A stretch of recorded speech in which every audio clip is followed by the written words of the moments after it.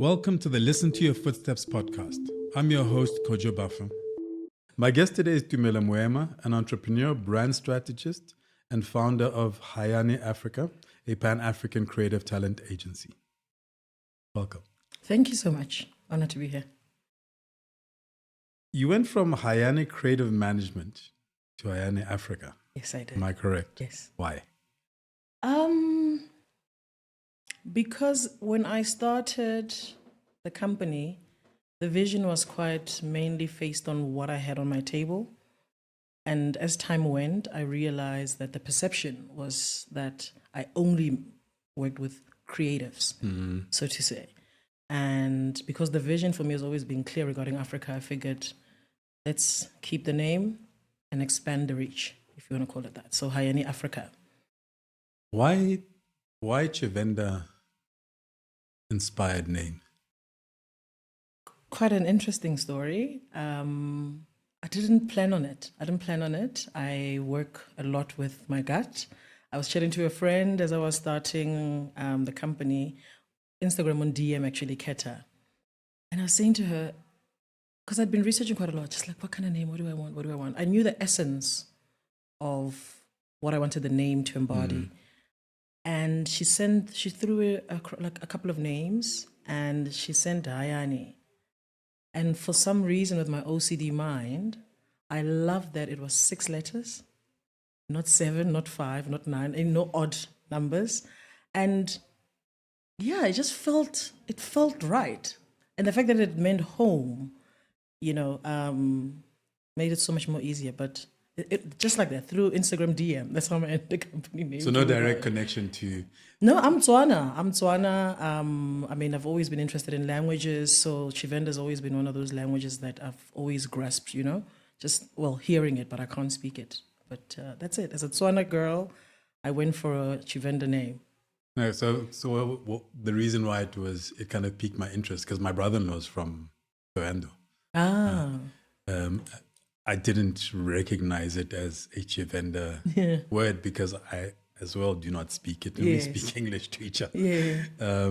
But I was fascinated by it because sometimes it feels like that part of the country gets overlooked. And I say that because I have family that are from there. It was just interesting. It was like an interesting kind of connection. Yes, I know. And I still get a lot of people that say, what?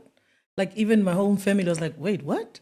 A lot of people assume that I'm Venda because of the name. But for me, I'm like, that's the beauty of being African. And Tumelo Moema is as Tswana or Sotho as it Tswana, that's it.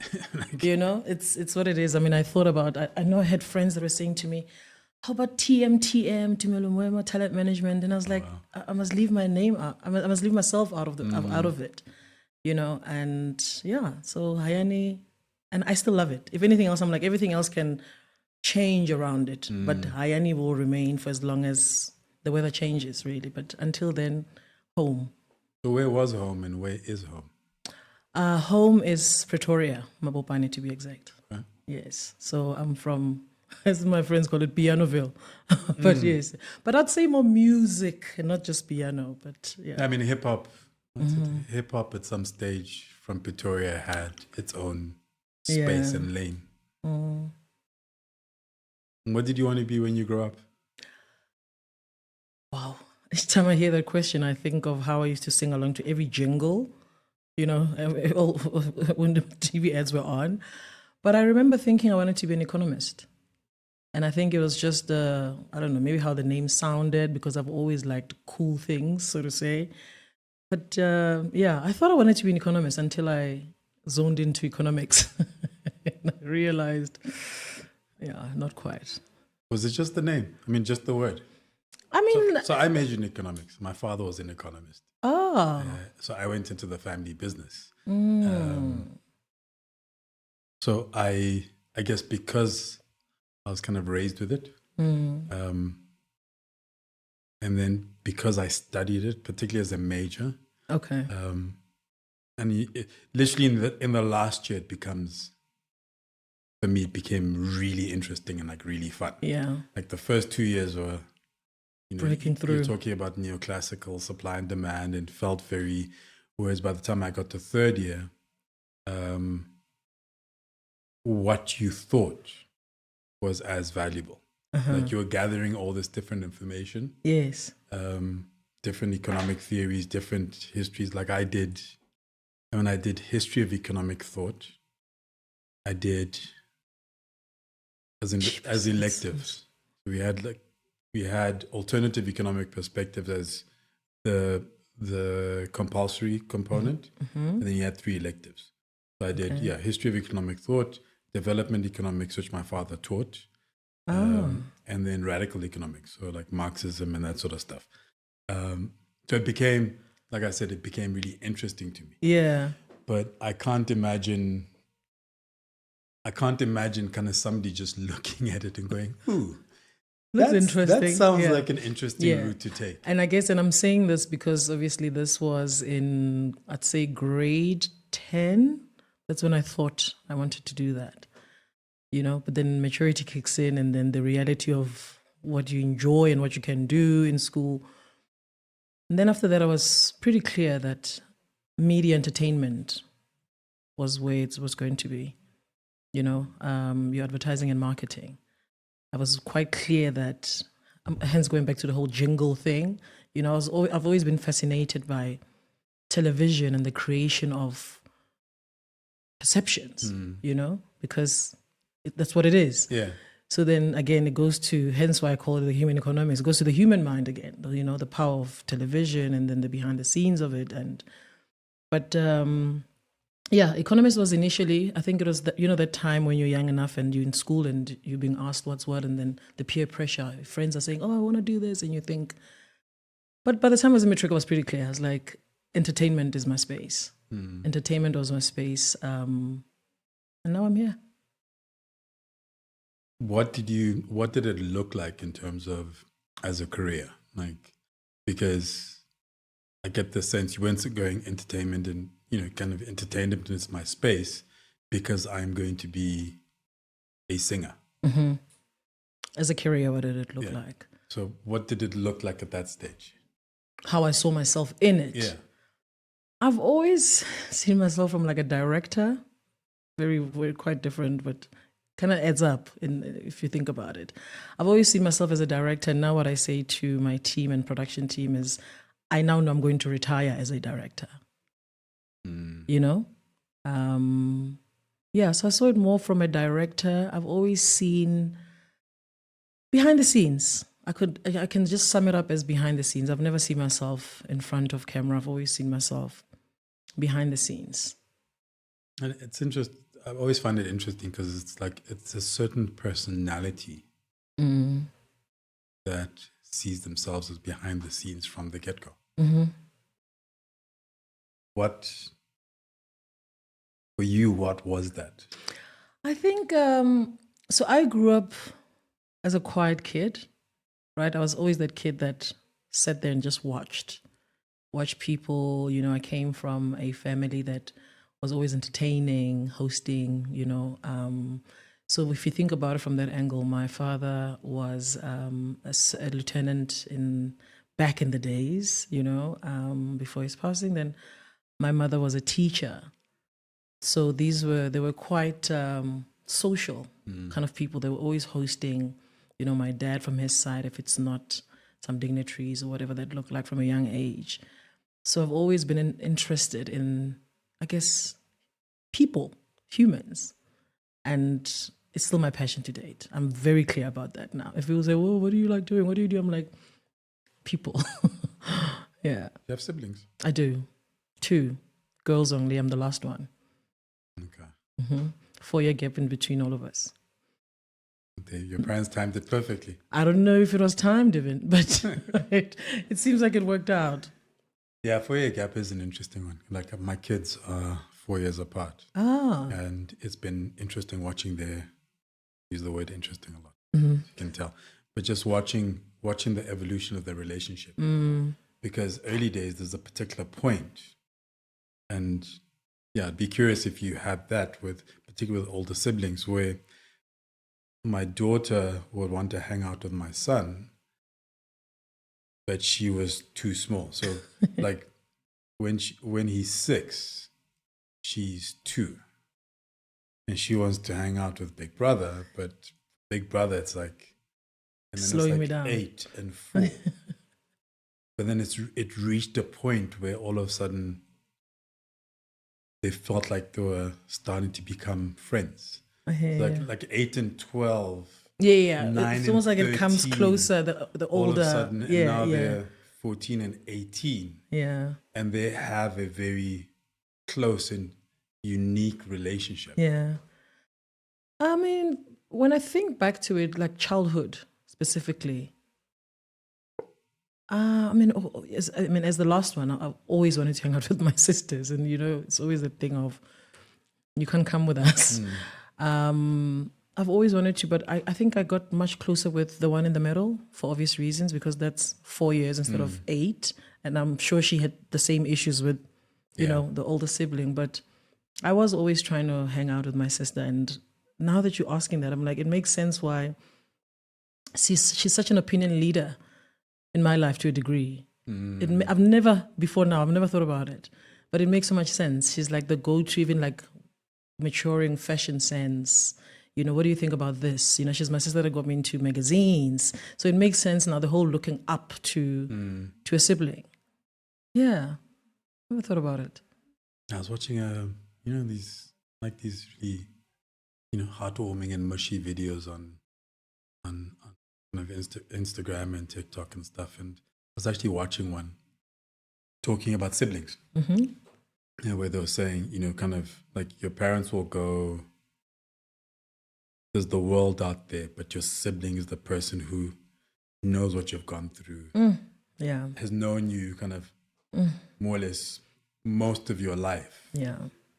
And if we're fortunate to kind of grow old with our siblings, I mean, that's a relationship that spans decades. I don't know. I'm very emotional listening to that. Yeah, but it spans decades with a certain insight into the other person. Yeah. I get emotional. It's nothing sad. I always think about it from that angle, the blessing of older siblings, right? That it's easy for whoever follows to become the super kid, because the siblings, the older ones, lead, right? They lead, and therefore you learn so much from them. And that's how you can become a favorite, I guess, to your parents. But I always honor my sisters exactly in that sense. Like, what would my life be? What would my identity be? It's one of the things I think about when I think of, having a child or not. I'm like, is it going to be 1? 1 wouldn't be fair. 2, oh my goodness, that's too much of a commitment. So I think of those kind of things because of my siblings, but I hold them in the most highest regard. My 2 sisters, that's I'm getting emotional, but it's really good tears. It's a beautiful thing. Yeah. Like, to have that and to have that relationship, to find your space, and it kind of also just makes sense when you say you are the watcher. Yeah. Because you're also coming into a family that's been operating a particular way. Yeah. And has a particular rhythm. Absolutely. And so you've come and you've found your space within that. Yeah. Which then influences, like you're saying, kind of influences how you... And it's not even, I'm sorry to go, it's not even like finding the space. It's like they make room for you. You know what I mean? They literally scoot up for you and tell you, are you comfortable, how to look, this is what's happening. They bring you up to speed. It's like you're finding them on a train, and just 2 stops before you get off, there you are. That's how I look at it, at least. Yeah. That's a perfect analogy, actually. Yeah. Hence, I'm saying it's easy when you have a sibling to navigate life, unlike being the only child, because even to your parents, it's like, oh, there goes that person. And you're going, oh, what's going on here? How do we do this? But the privilege of having siblings is someone has laid the land for you. And also, as a parent, we don't know what we're doing anyway. So the second time around, you're like, it's slightly easier. Yes. And as much as all kids are different, and all parents in their faces have read and heard, but yeah, absolutely. So you went and studied what? You studied at Varsity College? Yeah. And then at Vega? Yeah. Stunned at Vega, yes. So when you're now making that decision, hitting matric, you're hitting high school, or you're finishing high school. It's like, okay, I'm going to go study. What did you study? Advertising and marketing. Yeah, advertising So and from marketing. there, it was very clear. Yeah, I went. Actually, I've never discussed this journey, but I went, and my second year, my lecturer, we had, I think we called them media day, where you pull out any pieces from the media, whether it's Advantage magazine, if you remember Advantage, whatever you bring from, whatever it is as a student that you've heard of, that you've read about, bring it to class. And I had Advantage magazine, and I was just flipping through it. Obviously you have a sense of what we all thought is that we're going to be making ads. Obviously, when you start advertising, you're like, we're going to make the coolest Coca-Cola, we're going to make the coolest whatever that looks like. And then you're like, oh, it's so much broad, And I remember paging, and I landed on whatever page that was, and it was the media shop. And my lecturer knew someone at the media shop right there and then. I mean, I think a lot of people picked creative directing, writing, and I was like, media buyer sounds quite interesting. And I picked it, and he was like, oh, I've got a friend right there and then, pretty much I got the job. He said, I've got a friend, I'll give you the number, you must call him, I'll tell him about you, like you're quite bright, outspoken, quite. I was like, oh, okay, cool. I kid you not, that's how I got into the game, the industry, before I even finished the year. All right, so I dropped out. Not intentionally, not planned. My mom she would jump out this mic if she heard me right now, but that's how it started. That conversation happened, and then I was connected to someone, and then I went for an interview, and yeah, it just all opened up. Like, why must I go to school when I'm actually already working? And no. So the thing with school is, it was my final year, right? The results didn't come back as I wanted, and then the job already was there. So that's where, now this is going to start the whole conversation with my mother again. But yeah, that's how it pretty much happened. But the other conversation with your mother, with hindsight, it should be easier. Yes. To kind of say, with hindsight, with understanding of the industry, it should be slightly easier to kind of go, well. We've had that conversation before. And every now and then she still says, I still can't believe I told you, if you go, you'll never, because once you're in, you'll think you don't need. We've had that conversation many a times, even my mentors. Even when I started at the media shop, I had Sis Nonku, who was my mentor there, and she kept on saying, you have to promise me that you're going to further something, do something, And hence why when you said Vega, I was like, oh, the little stints here and there, because I've tried AAA, I've tried. But bringing the practicals seemed much more thrilling than going back over time. I still regret it. I kick myself about it every now and then. I won't lie to you about it. Well, there's still an opportunity. Oh, yeah. I remember having a conversation with Sizakele, Marutlule, and I've known Zaf for years, and I was saying to her, I envy her because she has gone back repeatedly. Yeah, it's honorable. And for Alistair Mokwena, who just now finished his second doctorate. And I've always looked at people like that and gone, I envy you that. I finished my degree, but I did an undergrad degree, and that was it. Yeah. Like, had an opportunity to do honors. Yeah. People come and do honors. My father's like, I had a job. Yeah. I already signed a contract. Before I finished, I wrote my final exams. And then there was work at home with my father's businesses. Oh. And because I was in Durban, so I went back home while I was waiting for a work permit. Because South Africans had to apply for a work permit. And it was taking so long that eventually, 6-7 months later, sure. Yeah. I actually emailed the business. It was actually Unilever or Lever Brothers. I was supposed to work in detergents. Oh, wow. Because I majored in also in marketing. I majored in economics, marketing, business administration. Always. And when I got back home, my father's like, I've started an IT company. You're young, you figure it out. So I was working. Because I worked I worked through university. I worked between high school and university. So I got home and I was going to the office every day, and I had my office and I was doing stuff.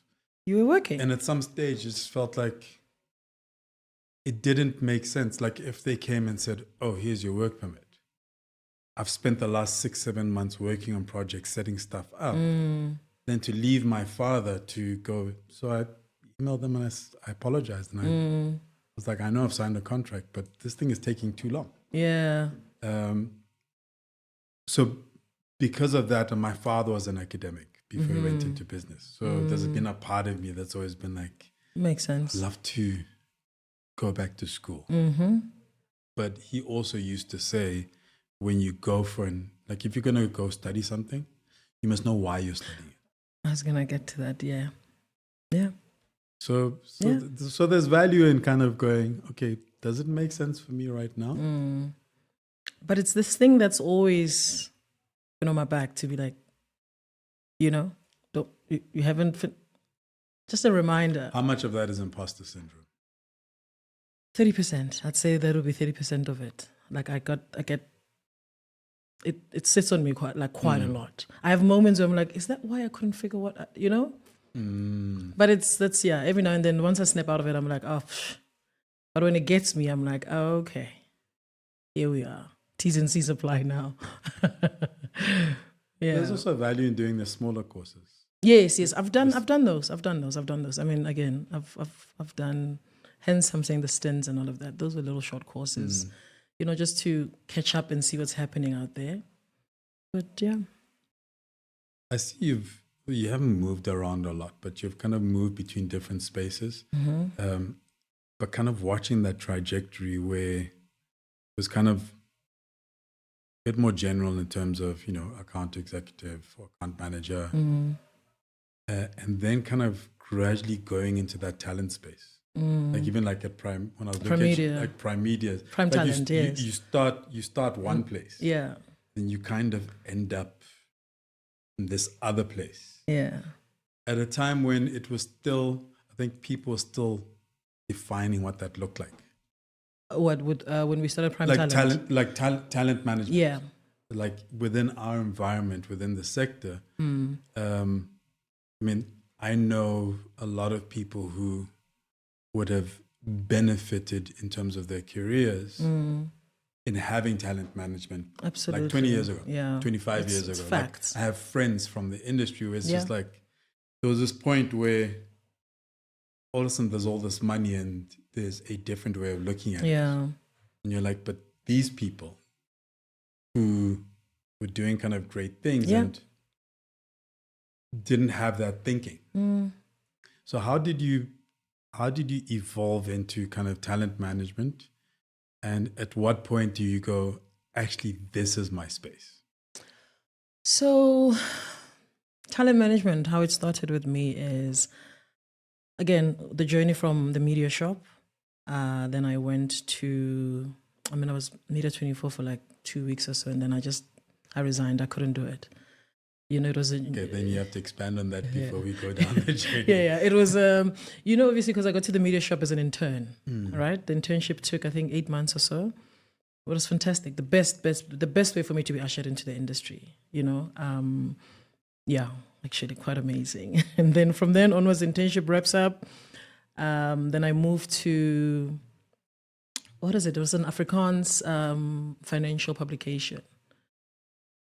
So you can tell. I worked there for, I think, just a week and a half. And then I was like, I can't do, every morning when I woke up, I was just like, this is, just that gut feeling. I was like, it feels like that life is seeping out of me. And I went and spoke to the national sales manager. I just knocked and I said to him, can I chat with you quickly? He's like, yeah, sure, sit down. I was just an intern. You can imagine how scared and young and, and I just said to him, I can't do this. He said, what? I was like, I can't do this job anymore. I'm honored that I'm here, And he said to me, you're so young. The fact that you have that clarity, I'm going to pay you your full month's salary and I need you to guarantee me that you will never work a job that you do not love or enjoy a day in your life ever again. You have to promise me that.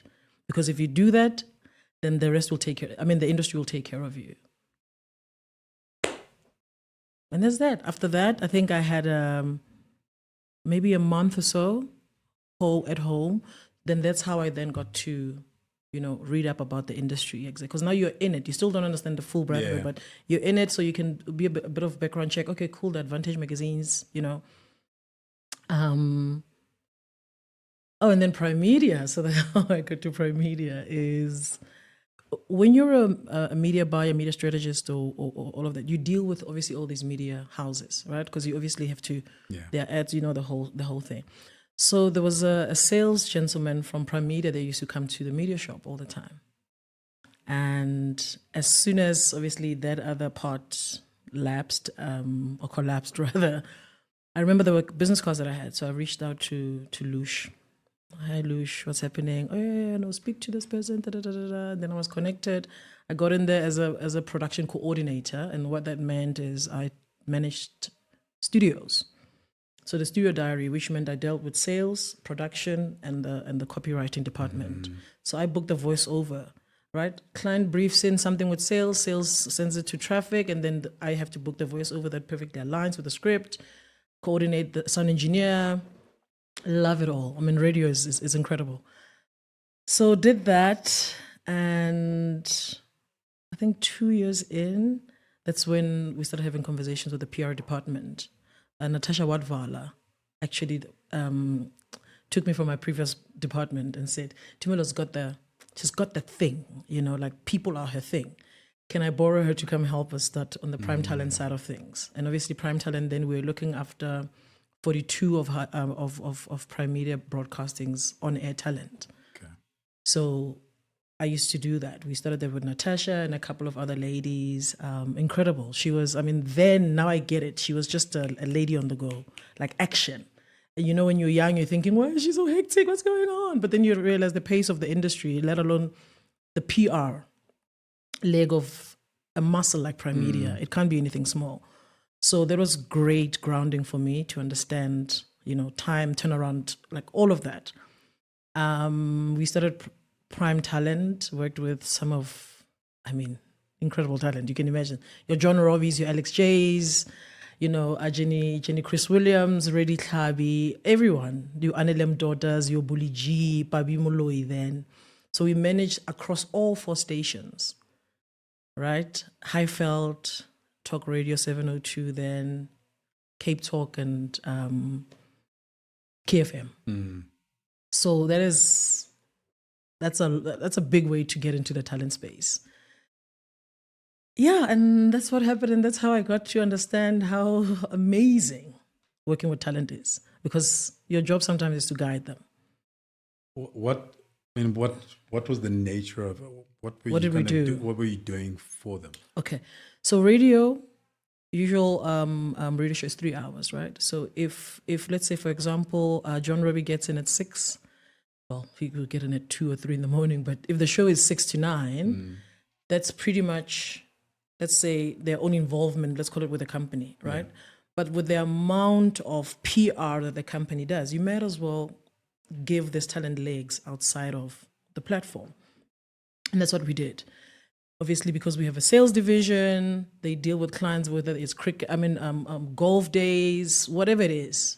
We just expanded on the conversations with those clients.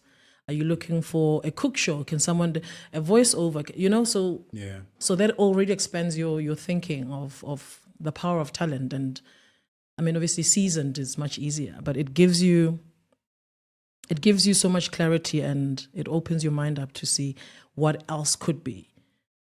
And how do you reconcile, or how did you reconcile? And so now I speak having been on that side, not your side, the other side. Where you're negotiating, for example, with, let's say, an employer in the media. I won't specify, but now you have the business going. Oh, we've got this client, and we want to market you. Like we've been marketing you to this client, and the conversations you then have is, if you're managing me directly now, like you're having a conversation with a place that I'm also because it's an independent contractor contract. Oh, for example, Alex J had a manager. Yeah. So what's happening is, and where I had conflict to a certain extent would be, oh, we're going to charge X amount for you with this client because we're bringing that work. And it's like, okay, but my rate is this. And I walk away with this. And now trying to, between the media platform and my own work. Standalone, my own work in terms of, for example, MC. And they're going, okay, well, we sell you at this cost. From the establishment. Let's say Primedia has its own rate card, and then your people have their own rate card. Yeah. How do we manage that? How do you manage that? So the easiest thing is, because the internal, the prime talent offering came after your existing team and so forth. We obviously will deal with your rate card. Let's say your existing rate card, you bring it to us, right? And then what we then do is you'll have your existing clients that obviously, we have in-house clients. Yeah. So it's almost like it's our in-house rate card, right? We can't then go and charge rates that your agency or your talent manager isn't aware of or too high, because then that also shoots you out the game when you knock off from this side of things. Yeah. So it's always a dual conversation on both sides to be like, okay, we check, because we're not, in as much as I was looking after your Alex J, your Mark Pilgrim, you work with their team as though they are still the manager. You don't override them. Yeah. They're the ones responding to the emails. You're chatting to them directly. So your main team almost becomes your booking agent. Yeah. So they facilitate the transactions, because either way we're working with the same diary. They need to know when you're available, when you're not. No, I asked this question because I have my views and I have my experiences. I just found it, I found it an interesting one, depending on the space where you're dependent on that relationship also being a smooth relationship. So, when you're working for a media house, even as talent, or for me, it's like, you're an independent contractor. Sometimes there's tension. Always. Well, and I say always because once it's over 70%, it's like, I'll try to be generous. Yeah. And because I, for example, managed my own, over the years, I've kind of handled that myself.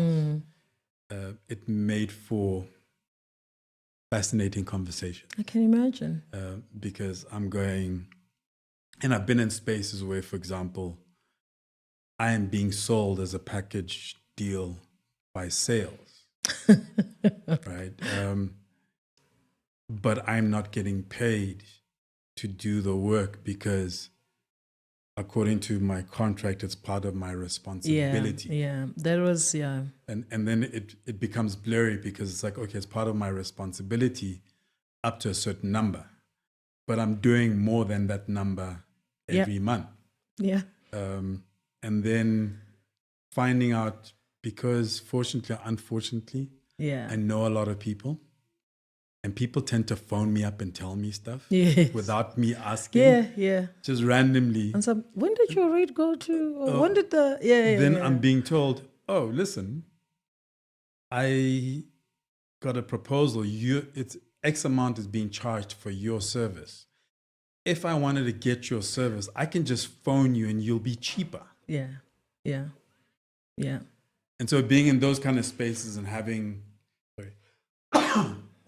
Bless you. having the conflict, thank you, having the conflict with the spaces I'm working in. Yeah. And because I've always kind of just operated on my own, so also it's how I feel inside. Yeah. Pissing me off, then I'll just be like, hey, listen, there's nobody to smooth it over. So that's literally what I was asking. I hear you. It's been an ongoing conversation with a couple of people in the industry, specifically the radio space, right? Because those are freelance. The contracts are you're a one-man team, really. Yeah. It doesn't matter how long you sign it for, but you do not work for this organization. We are renting services. That's it. It's renewed every year. It's 1 year. That's it. It's internship. I mean, but yeah, let's call it that. The problem with that is our industry, the contracts, or rather, the climate of our industry will always affect the contracts we sign. Right? My favorite exercise is putting old talent agreements and seeing how they've changed over the years. So obviously with the growth of podcasts, I mean, think about a podcast and think about a radio show. We're speaking into the mic, right? Yeah. So for the organization, it's easy for them to add an additional line and say, all of a sudden, what you were allowed to do, now you can't, or you must check in first. Those kind of things will obviously affect you, because if I'm already a prominent Kojo Baffoe, I speak well, I've built a brand across the industry over the years and so forth, I can go have my own podcast. But because I work for this radio station, the T's and C's will have to apply. Yeah. You know? But at the same time, the thing I like saying to talent is, I think talent always looks at their worth or deservability based on, how can I put it? Wait, I must be very careful with this one. Because the transaction between, let's call it the management or corporation and talent, is always remuneration. When you remove the money out of it, half the time talent does not realize how much groundwork still is done. Because everything is made so transactional that if money is not in the account, you're not working. You know? From a manager's perspective, it's perceived as though you're not doing anything because money is not coming into my account. So do you get, once you start looking at it like that, you know, I'll give you, I mean, I talk a lot about Primedia because I call it the University of Radio. You know, for me, it was one of the most incredible companies I've worked for in shaping how I look at things and so forth. Can you really believe that Primedia is only paying you for the 3 hours that you're on air? Right? Based on your salary. Yeah. But how many times do the salespeople take your name out there to go build it? There's so much more that goes into it. By the time you get paid, there's marketing that's gone into the name. And it doesn't matter how long you've been in the game. It does not matter. It doesn't matter how much you think. Someone has to keep your name afloat. Someone has to protect your name. Someone has to go speak to people that have never known about you, because that's the other thing. We forget that it doesn't matter how famous you are. Not everyone knows you. Yeah. Sometimes fame must be categorized into sectors. If you are known in the chef, cooking space, whatever, how is someone that's doing whatever going to invite you? Like industry, you know what I mean? So it's those kind of things. It's those kind of things. You have to look at it from, yes, the bigger picture is the monetary value, but there is someone carrying your name and protecting and blocking all the other things away from it. Yes, I mean, look, it becomes not necessarily tricky, but it becomes work when everything is so blurred, right? Because yes, there's the carrying of the name, but then as the individual, it's like there's the work you have done that is the reason why this is happening. They brought you on there. Yes. So yes, they'll carry it into other spaces, but at the same time, like you said, you're getting paid for, you're getting paid for 2 hours, 3 hours, whatever it is. And I guess my situation was always it was very unique because like when I went to Kaya FM, I wasn't just doing a radio show. And in fact, the conversation started without the radio show. And then I'm coming in and it's like, okay, I have done certain things, which is why they're gone, okay, maybe this is a person to give a radio show. Let's see how it works. You build that. I got you. Yeah. At the same time, like I was fascinated when you talk about the kind of also ownership. Like when I left, I couldn't start, because I wanted to start a podcast for years. And at some stage, because my radio had a talk show and it was like a podcast. I mean, it was basically a podcast, just a portion of it happened to go on air. because it was this. Yeah. This is what I did. Conversations, a mic and yeah. And the show had my name in it, but I couldn't take the name of the show and name my podcast that. And it's just like, what the hell? that's so weird. Yeah. Listen, I mean, it's, our industry still has quite a long way to go, because I like saying it works left and right? Think of the wealth of value you brought to those kind of jobs, the radio shows and so forth, right? The question still remains, and I've had to think of these conversations because, you have highs and lows in the industry. If you still wanted to do what you did and no one in the industry, because the experience is yours, right? But you always need a platform for it. And the platform is because of the audience. The audience is because of that's how the money comes in, right? If, let's say, you left Kaya and, I don't know, let's say maybe in bad terms, you've been in the bridges and all of that. Like, what then would you be able to do with just your experience as you know it? Where to then there? Why this then? You know what I mean? It's the thing of, why do you then still gonna need the likes of your Spotify? Because it pulls from both sides. The industry, I like saying we are the industry and the industry is us. The problem half the time is the blurred lines of the policies and the contracts that are signed, but we literally need each other. It does not work without, there is no radio station without the talent behind the mic. There is no podcast without that, right? So that's what I'm saying. It's a conversation that needs to be revisited every now and then. So I find that because people enter into the industry a particular, through a particular border gate, right? Because it's this massive ecosystem. Yeah. And you you fly in, or you take the train, take a taxi, take the bus, or you walk. Yeah. And that's like, it's radio.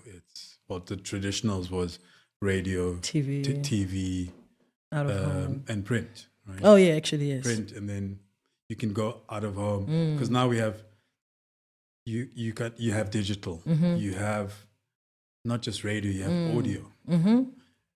It's not just television, it's video, because there are multiple platforms, right? But because traditionally people enter a particular way, so magazine people are magazine people, and they're passionate about it. And I have lots of friends, and I've talked to them on the podcast. Just like you have radio people, yes, you have television people, and the thing I found was that when you enter that way, it becomes very difficult to see yourself outside of that context. Whereas I didn't enter. I mean, I've basically done all of them. I've done all the platforms, but I'm not precious about it. It was a means to an end. It was an opportunity at a particular point in time. And so because of that, it's easy for me to go, it's like, okay, I'm not, I had a radio show for maybe, 2.5 years. And then it ended. And people are like, are you going to go back to radio? And it's like, we'll see. If somebody phones me. Yes. But I didn't, the opportunity came and I went, I've never done radio. So that'll be a cool thing to do. So let me do it. Yeah. I would have thought so too, yeah. And then when it ended, I haven't gone out and gone to all the radio stations. Yeah. It's kind of like, I guess, if somebody phones me, if somebody goes, hey, there's that guy, let's talk to him. Yeah. Then maybe I'll go back into radio. Yes. Just like magazine. If somebody phoned and said, hey, listen, we've got this thing, then I'll think about it. But I'm not spending my days going, okay, how do I get back into the space? And how do you what do you think that is? It's how I'm wired and how I was raised. Yeah, and you've got your own degrees. You also have a base. I mean, I worked in multiple industries. Yeah. I came into media because I can write. and I've always written. And if you can write, you can speak. Therefore, you're a great conversationalist. So it But makes it's something I've always done. Yeah. Right. And then it was just like opportunities. Like when I got to Joburg, my family had a newspaper in Lesotho, and I wrote a column for it, and I worked in the newspaper. And then when I was struggling for money, I got to know people in media and magazine, and I had the opportunity to, for a little extra cash, write an article, like write a profile of someone. Yeah. Television, I had family that was in television. I was helping them write shows. So it was literally just, oh, this is what's here now. I can do it, then I'll do it. So that's how I've navigated all of these spaces. I'm fascinated by storytelling. Like I found that to be my space. Yeah. But in terms of the medium, I'm not overly. I hear you. Yeah, like that's good. You're winning. Well, it's worked for me. Yeah, you know? It's worked for me. I also miss out on other stuff. But in terms of this journey, because now you're defining it, you're clarifying it. I mean, you go off and do stuff with photographs for a while, like which feels very random. No, it's not random. It's you see, after Primedia, that was the second thing that just blew my mind. Again, with all these different jobs, I can tell you how they just Getty Images. That was one of also to date the best jobs I've had, because my portfolio was to bring Getty, obviously with the local gallo, to bring Getty into sub-Saharan Africa, right? So I licensed what we call content then, before obviously social and digital took over. Again, the whole behind the scenes thing, which is how I started working with the likes of your Trevor Steelman because of photography. So once you understand licensing, the back engine of it is literally where the power lies. Because if you know what way, how copywriting and all of, no, it was amazing. It was absolutely amazing. I used to license content, meaning stills, motion or images, video and audio/music, right, into production houses, agencies, corporates, for films, all of that. And now when I talk about retiring as a director, does it also then come back slowly? You know, obviously working for Getty Images, you're now dealing with, I remember some of the most intense times was when Dr. Nelson Mandela passed away. I think we worked 24 hours, literally. It looked like one of those newsroom, you know, those shows on television. It was like that. The wedding of Brangelina, the licensing exclusive content, now pitching it against different media houses, exclusivity, you know, embargo, all of that. So yeah, that also Getty is what opened me up to the beauty of our continent. I don't think if I had worked for Getty, I would have understood it. Completely, like, to call it what it is. I still thought of, oh no, just South Africa. No, Getty said to me, have you met Africa? That's what Getty did for me in licensing and understanding different cultures, and knowing that if you're calling someone from Nigeria on a Monday morning following up on a quote, you have to ask them about their weekend, ask them about how their family's doing, is everyone in good health, you know, those kind of things. The things that for me I call those tacit magical things that, you know, kind of solidify you in this line of work. So that's what got me into obsessed with the continent, because then you also understand the things of, you know, you're working with these big agency groups, your WPPs, your publicists and all of that. And then you're dealing with like a small agency in, let's say, maybe Cameroon, and you must license them one image for $300. And you're like, what? You know what I mean? And I'm saying this obviously how then when I left Getty, I got into advising photographers, local photographers, about understanding their rights. If you're shooting for this is how you do it. You know, again, with the whole Trevor Steelman thing. But yeah, Getty it was absolutely golden. Absolutely golden. Sounds like, I mean, it's understanding where the money is. a certain extent, and Exactly. and for the individual. Because I mean, I have friends who are photographers, Yeah.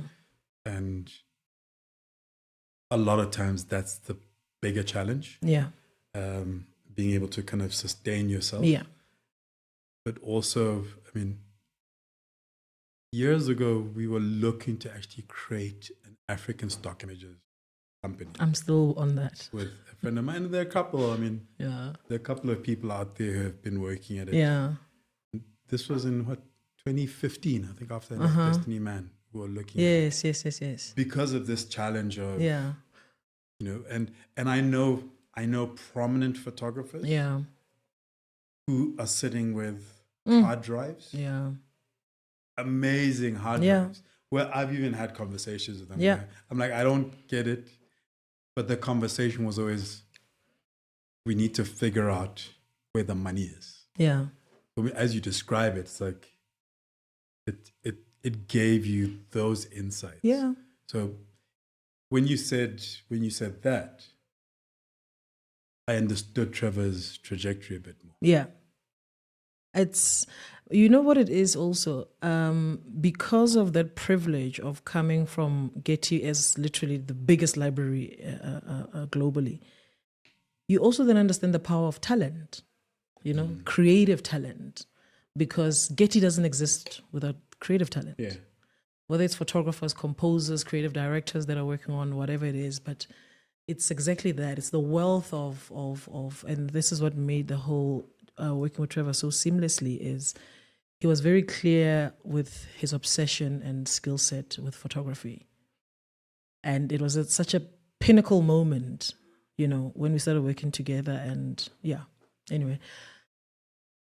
I can go on and on and on and about this conversation. So you shoot the questions to me, but I'm gonna start opening different tabs. It's so because broad. Also when you look at Getty, it's like you said, it's the biggest let's say biggest collection. Yeah. I mean collections. Yeah. There's multiple collections. Yeah. But it feels like this big machine. Mm-hmm. And when you're the individual, kind of looking at, you see no end for yourself, particularly coming from the continent. Yeah. Because traditionally we've always felt exploited on the continent. And it's never felt like it was, and it wasn't developed for us. No. Like it wasn't structured for us. It doesn't take into consideration how we navigate the world and how we interact with the world. Yeah. I mean, when you're describing kind of the cultural nuances of, you know, phoning people or interacting with people from different places. And I work with writers, for example, across the continent.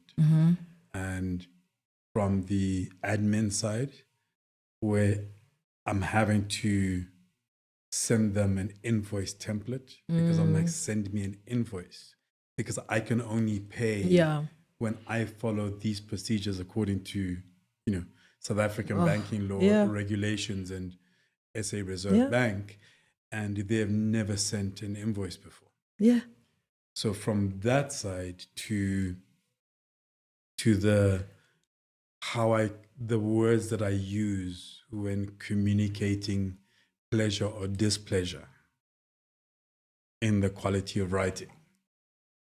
And so I'm always fascinated by my wife, who runs events across the continent, from massive conferences to you know, smaller stuff, and watching her go into different environments across the continent, and how she's got to the point where, as you described it, she can navigate those spaces. Yeah.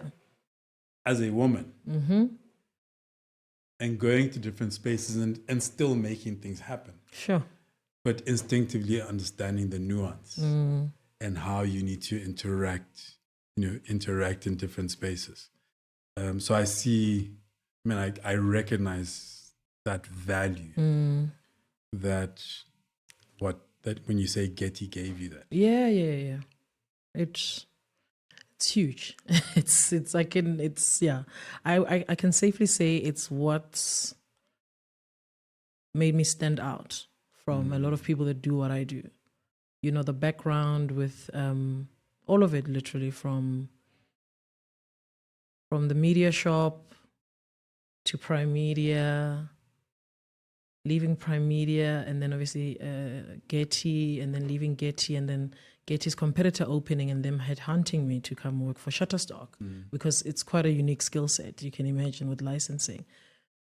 Doing that, leaving that, and thinking, let me now go in front instead of, because I felt like I was behind the scenes. I understood enough of that I wanted to be front of shop. Now, obviously, this is another company that just closed off a big international festival this weekend. So I thought I was going to now do that, get into the front and see how it goes and so forth. But no, Getty it was university, entertainment university. Yeah, because then I also worked with a lot of, your Don't Look Down local productions where they would send certain requests, and with us, obviously, as syndicates for the red carpet on the ground, whether it's the Emmys or whatever it is. When you're watching Vuzu and it would say, Embarozo, whoever would say in the video, hey, you're watching Vuzu, da da da da. We used to always organize those kind of shout outs on red carpets. So it's a whole one-way line to Hollywood because Getty Images is Hollywood. Yeah. And it's not, the impression is just kind of like, oh, you just put a whole bunch of pictures on No. it. Whereas as you're describing it, it's often very deliberate. Yeah. Like that's one component of it, but that's just a component. The more important is going, okay, what do you need? And then how do we, or what will be needed? Before the people realize that they're going to need it, it's like, what will be needed? And therefore, how do we plan that to ensure that we have it? That's it. Because also, again, it's going back to the human economics thing. The entertainment, there's so much psychology in this industry of ours, but we don't think about that, And for me, one of the things that I've gotten to realize is the vision that I always have for talent based on the current climate now and money in the bank, it's always perceived to be slow. The future proofing of talent. Because my brain thinks like that, right? Like future proof someone. If you're working with someone, what is it that you can do to make sure that they won't have to be doing this front of house thing for the rest of their lives? But sometimes it works, sometimes it doesn't work because people are just like, where's the money? What was the moment you decided, let me actually bring all of this stuff together and start my own thing? Lockdown. I worked for a local main pageant house as the director of talent. Lockdown happened. Sorry, we were calculating with my producer Ayop. We were calculating years. We'll look at the years that you had Miss South Africa. You can say it out loud. Well, it's on your bio. So whatever you feel about it. And because I always joke and say for my sins, I judged Miss South Africa 3 years in a row.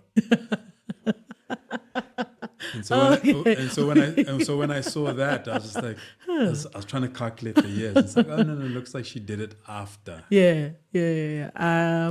I had taken a year off. Well, not a year off, in 2019. Packed up the house and just decided to backpack across the country. Because, I don't know, for some reason, I guess I knew the world was coming to a stop. Beginning of 2019, backpacked. Skipped winter because Durban was our base. And then they just called me out of nowhere. Hey, someone told us about you. You've done talent management. You've worked with Primedia. Da da da da da. Miss South Africa was just under new management. They called me in. They called me. I still remember where I was in Morningside in Durban, just crossing the road. We're looking for this. Okay, cool. Had an interview and I started there. So to answer your question, after not finding much fulfillment there during lockdown, and I was like, the sense of purpose, I was like, listen, if the world is going to end, let me roll a dice and make sure that I can do this thing. Let me prove it to myself because, and then I'm here. It's been 5 years and this has been the year that I call the Harvard MBA business school year. It's been quite this year feels... It's been quite a year. It feels like you've ramped up the intensity of it. Yes. Um, How much of that is deliberate and how much of that is just you um, at that point? Like it's 5 years, 5 years. And the 5 year, yeah. Okay, so I was deliberate with this year. I had a big prayer beginning of this year. I was in Bali. I had a big prayer about, what must be should be. And what I meant by that was all this comfort, this comfortability of the last few years, like, bring on the big guns, like, let's go. I had that big prayer. And now in hindsight, I it's all been coming true, but because when things come, they will slap you upside down. When all of the things you've hoped for and prayed for, when they come, they will literally throw you against the wall. But then you realize it's the turning of a corner. It's been like that. But I decided to pretty much focus on my skill set, my abilities, because there were so many people that I helped, consulted with on the go, consistently, photographers during lockdown, fine artists, I've had the privilege of also having referred clients. I haven't headhunted any talent, any client to date, which is, I feel quite honored and favored, honestly, regarding that, because half the time it's tricky because you have to go pitch to people and convince them, and then. I just thought there's so much talent in our industry, but there isn't enough people that genuinely care for it, like from the heart, to genuinely care, to want to see people succeed and make sure that, they can stand the test of time. Because I think a lot of people now people don't understand how brutal our industry is. It can be a good time, it can be fun, but jeepers, So I just thought, I was like, listen, with all the work experience that I have, I can actually break all of these down as it's skill sets, right? So I can go and do event production, activation. I can do strategy, creative strategy. It's a lot of things. I've done production also for Supersport through C Squared Production. So it's a lot of things. So it's literally understanding. It's like, why would Kojo, let's say, for example, why would Kojo refer someone to me about, and then you realize, no. It's just a conversation. Someone just said, hey, go chat to her. She may know someone, whatever that is. One of the most random things that happened beginning of this year was getting a call from like a mid-50s white man who's an M&A, right? Mergers and acquisitions, asking for a meeting. I was like, who sent you? That I don't deal with mergers and acquisitions, but it's like, no. That's what they do. And sometimes people need people in their corner that believe in them or can just champion. You know what I mean? It's I like saying that talent management is such a loose word, but it's so much broader than that. It's advisory, is being seen, being heard, connecting people. It's a lot of things. But I just thought, going back to your question, I just thought if the world's going to end this year, let me just do it. Give it a shot. Yeah. I know I asked you this on WhatsApp the one day. I do send random messages like that when I'm sitting on my own and I get an idea and I'm like, I wonder why, how. So how do you decide on the people that you work with? Because it is very deliberate, and I know enough of them to know that it's also a particular type of person. So how do you decide? Look, I think, let me think actually. Everyone, I'm just trying to think back. I haven't worked with talent that I don't believe in, firstly. And secondly, when people are referred to me or when people pick to work with me and Hayani Africa, I allow myself time to pick them back, right? And in picking them back is obviously in understanding the shared common values, if the vision makes sense. I have to, I guess I base it on, without sounding, energy for me is everything. Absolutely everything. The last time I tried it this year to fool and force myself into working with someone, it just didn't happen. It couldn't work. It actually turned almost toxic, because I was trying, I think we were both just trying to force something that wasn't working. And then I say toxic in a sense of frustration. You know what I mean? So then it's a matter of actually going, hold on, maybe not now. Because there's also that. The thing when it comes to, I think people are always lauding me for the work I do, the people I manage. Oh my goodness. And I'm like, it's a two-way thing. People literally have to believe in you for you to, believe in their vision and trusting you that you will bring it to life. And it's also, again, it's one of those things. It's easier to manage young, upcoming, let's say, influencers and all of that. But I've now come to realize as time goes, it's getting more serious. But also there's a difference between that and managing influencers. Like we have enough influencer agencies. Yes. Absolutely. And also, so when I look at Hayani, it's something different. It absolutely is. Like there may be an overlap in terms of perception. Absolutely, 1,000%. It really is a different way of interacting with a human being. Yeah. And I have my own. I mean, I was talking to somebody recently, and I was saying I was of the belief that the influencer bubble was going to burst like 5-6 years ago. I was going, this thing is going to burst. This thing. Yeah. And like obviously I was proven wrong because it still seems to be out there. But then also you have this new category of content creator. And the conversation I was having, I've been doing a storytelling kind of masterclass, but the conversation I was having was, for me, I always struggled with this idea of influencer. Because when I first encountered it and would have conversations, I interpreted it as influential people.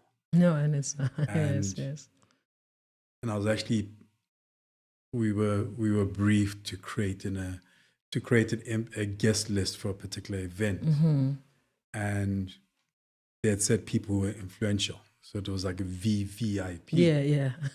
And then when we came back and we had our list, and they were like, yeah, okay, so, and this was earlier days of social media and stuff. Yeah. And it's like, oh, we want them to tweet. And it's like, okay, well, hold on, we suspect there's a disconnect. Yeah. Because I had a list of people I considered influential to me. These weren't people who spend their days on Twitter and on social media. Yeah. So I say that to say it feels like you've got people who may be perceived as influencers in a particular way by certain aspects of society, but they're actually influential in their own spaces. So for me, when I look at it, and it is that. Yeah. That's how I see the difference. Yeah, and you're right. It's the same when people say to me, preferred criteria of people to work with, upcoming, and I'm like, no, develop talent.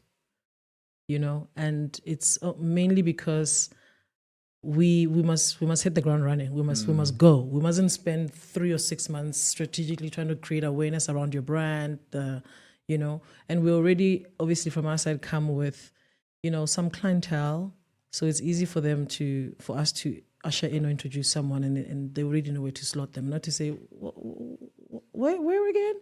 It also just keeps the conversation just here. No one's going to feel left behind. Yeah. But you're absolutely spot on in saying I'm deliberate in that sense, because then at least what I think I'm capable of doing, I can also do for you. It sometimes seems unfair. It doesn't mean, because again, with influential, there's degrees to it. I like saying that, for example, not everyone. I was asked about, what interview did I have the other day? I was asked about Zozi, and I was explaining to someone that Zozi is influential, but the other thing that people forget is there's other people in other sectors who have known and heard of her, but would never consider where to place. You know what I mean? It's things where people would think, let's say someone like Spiwe is too formal, they wouldn't know. So it's always the interconnectedness, the introducing of people's markets to each other, But yeah, I love it. I mean, I like saying that I'm a creative solutionist. You know, I'm a creative strategist. So I see things completely different. I see things. I'm a more of a slow burn manager. Like, you know, it's quick wins, and that's why I like saying people I can't work with influencers because there's a pace that they're used to. You know, and yeah, it makes it very tricky. And also because, like you're saying, your skill set is across the board. I think we had kind of briefly had this conversation on text where it's being able to take somebody and looking at them within context of the different things. So it's, yes, clients and understanding strategy, understanding where the person fits in. But it's also going, okay, what can this person create? Absolutely. What can this person create? And then, I mean, I talked to Teresh, and I'm a big believer in like creating your own platforms, right? But what can you create and then go out to the people who is like, they may not know it yet, but they're actually, this vehicle would be perfect for them. So let's craft the vehicle and then go to them. And again, the whole thing with, you know, influencers, influential. It's a thing of, I mean, I've worked with Baba Cheko, incredible artist, and Cindy Sonyoni, right? I've worked with some fine artists and so forth. For me, what I always say is, before brands come to you, you have to have your own standalone home, your house. They must find you busy. Yeah. By the time they pick you, they're not going to tell you what your value is. You must know what your value is because you've sustained yourself before they came on board. Right? It's this thing now that I say to the team when we're producing and shooting our own content is, there's a point and space where with creativity we need to know where brands come in. You can't be, and that's why again with influencers, half the time it's, I mean, people mustn't frown upon on this. The brands are creating your value, right? Because before they came on board, you didn't exist. Let's call it that. So that's different, right? Unlike we saying, Kojo, okay, Sipiwe, you guys are the Pied Pipers of the industry. So then therefore, you guys can create your own standalone things and brands can come and you can tell them where they can come in and where they fit in. But you have to have what is yours as a standalone before you partner with brands. Because then otherwise the brands made you. You know, if you're a fine artist, what kind of art were you making before Nespresso came on board and did a collaboration? Because something, like you said earlier on, Nespresso knew something about you for them to come and say, actually, hold on. You know? So for me, I think that is crucial. But now more than ever with the current state of the world and, you know, the whole Africa story, the future is Africa, it's been, right? But now my thing is, are you still waiting to be discovered so you can go to Hollywood? You know, I'm like, then that means then you're stuck in time. Because right now, you should be creating what is yours, your own platform. Yeah. You know, our marketing strategist, who is Ghanaian based in Nigeria, was explaining this to one of our talent as part of the onboarding strategy where she puts together, you know, brand strategy per talent. And she was just saying, you know, that question of if you were to choose, would you Hollywood or Africa? And people are always just saying Hollywood. And it's like, do you understand why? Is it a numbers thing? Because have you looked at our numbers? Have you forecasted where Africa is going? You know? Because I mean, and I don't bash Hollywood. I don't at all. We know why it's there. We know the role it's taken, the influence it's had. But for me, my thing now is African children must start understanding the context of fame. What's this obsession with Hollywood? What is this obsession with abroad? You know, like be clear about that, and then you can then move accordingly. Because I like saying to people that Hollywood is marketing and PR. Yeah, absolutely. That's what it is. America's marketing. That's it. You leave here so we can look at you on the television and then think, oof, wow. Then you come back home. It's you know, because it's that conversation. We are seeing more African artists across the board where they're building profile in those spaces, but home is still home. The base. So it's easy to go out and enjoy and benefit Yeah. from that, but you come back. Yeah. Which for a long time didn't happen. For a Yeah. long time it was just like, once I'm out, I'm out. That's it. Yeah. And when I wrote something for a client, a corporate client, and when you look at by 2030, the global workforce, over 50% of the global workforce will be African. Yeah, because we, again, the youngest. Yeah, absolutely. And so all of those things, unfortunately, sometimes as Africans, we don't recognize that. And those who do recognize it will be in the perfect position. Absolutely. And like 2050, it'll be even more so. Yeah. And 2030 is not that far away. Listen, there was a point we thought 2025 was far, and here we are. But yeah, I think, I like that. Actually, that conversation always gets me going with the changing, the shifting of mindsets. I think also the digital social media space got people into quick wins. Like, people are just used to that, performative. Yeah. Doesn't matter what the reality is behind the scenes, as long as it looks good online, let's go. But yeah, I would urge people now more than ever, is like, just stand back, have a chat with people that have had those big contracts, the big record labels, the big this, the big that, and then let them tell you exactly the truth behind it all. And times shift and times evolve. Yeah. I mean, 10 years ago, Twitter was the thing, and Facebook and this and that. And it's kind of like I feel like there's the hold that social media had on us, where at some stage it was impossible to imagine a world where everything wasn't centered around these platforms. And now It's crazy. And now it's like they're fading, and it's like other spaces. Yeah. So it's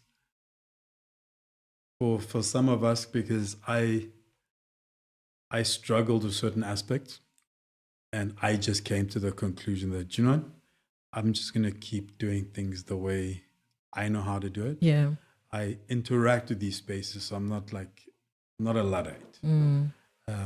I joined Twitter. Like, I've watched people come onto platforms in the country that I live in, because I was on Twitter in 2008 with the American rappers and the tech writers. Yes, yes. So and up till, I think it was Snapchat, I was always an early adopter, because I've always been fascinated by technology and fascinated by platforms. Yeah. Because I had an IT company in Lesotho in the 90s.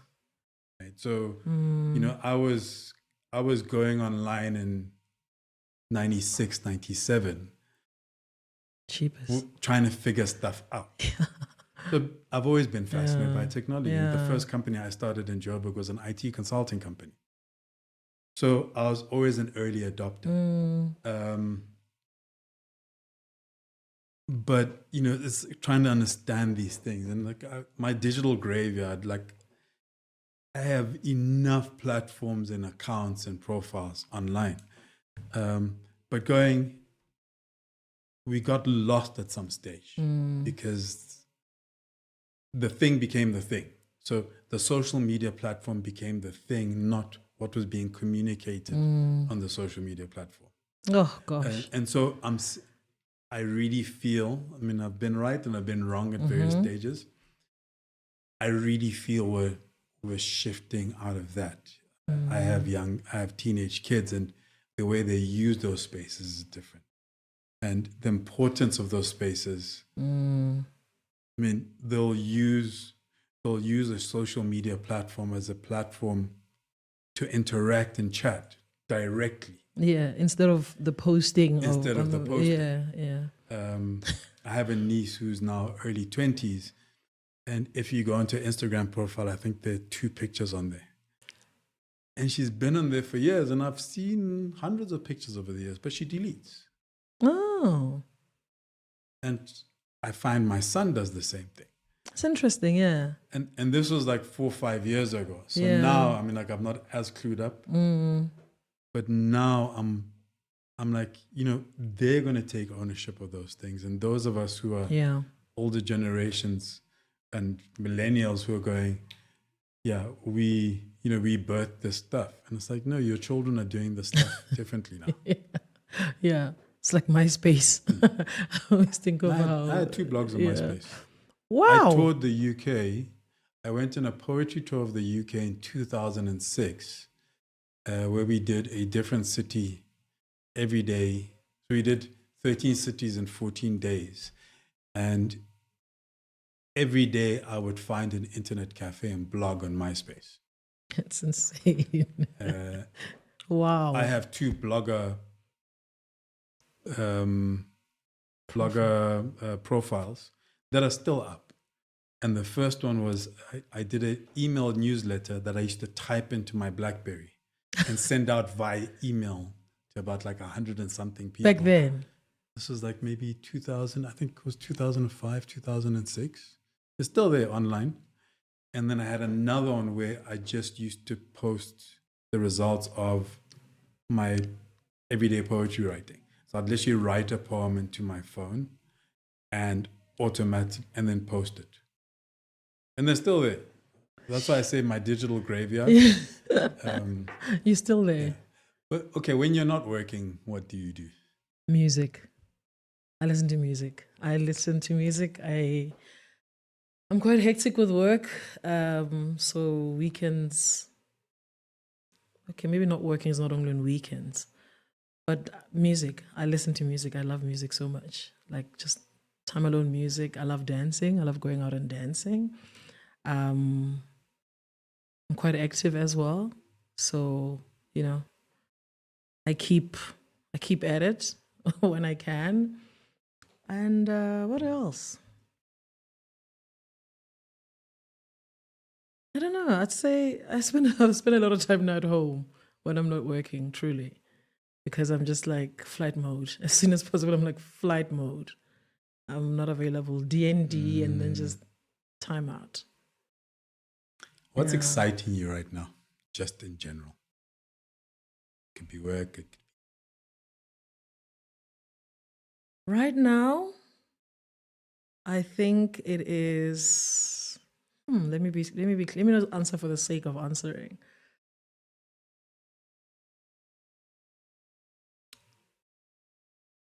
I would say, actually, yes, I know what it is.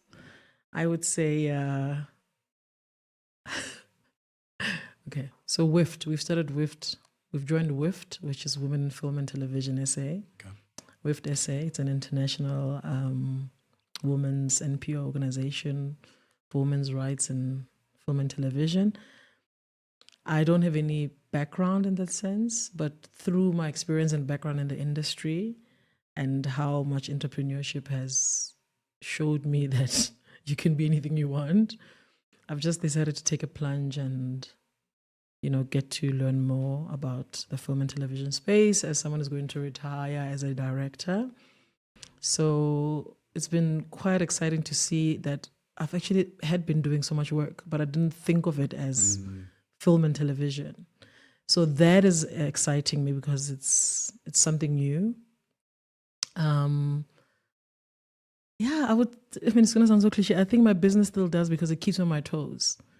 It really keeps me on my toes. I still cannot believe how I've always heard people say entrepreneurship will teach you or bring you closer to yourself. It hasn't been easy.